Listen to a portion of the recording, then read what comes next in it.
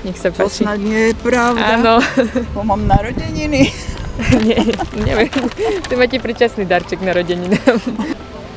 Ahojte. Dnes sme sa Poprečanov pýtali, ako často nakupujú bytový textil a či skôr preferujú bavlnený alebo syntetický materiál. Poďte sa s nami na to pozrieť. Dobrý deň. Máte minútku? No a čo potrebujete? Ja sa vás opýtam len niekoľko otázok. Áno. Môžeme? My sme z firmy EMI a chceli by som sa vás opýtať, ako často nakupujete bytový textil? Bytový textil teraz veľmi málo. Málo? A skôr preferujete bavlnu alebo syntetiku?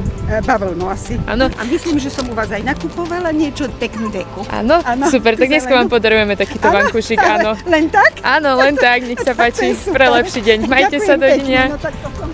Chceli by sme sa vás opýtať, môžeme? No, nakupujem tam.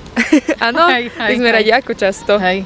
Tak keď niečo potrebujem, hej. A skôr preferujete tú bavlnu alebo syntetiku? Áno. Bavlnu, hej. Dobre, tak dneska vám Šlachty, hej, tak dneska tam vám podarujeme Hej, tierku. ďakujem Áno. pekne. Nech sa páči, majte Hej, pekný hej. deň. Majte sa, Dovidenia. Dovi. Chceme sa vás opýtať, ako často nakupujete bytový textil?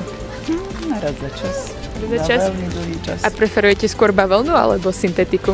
Určite bavlnu. Bavlnu. Tak u nás v obchodnom centre, tu v Poprade, v obchodnom centre Max, nájdete našu predajňu EMI a môžete tam nakúpiť množstvo bavlneného tovaru a dneska vám spríjemníme deň takýmito obliečkami.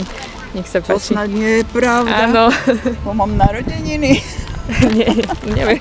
Ty máte predčasný darček narodeninám.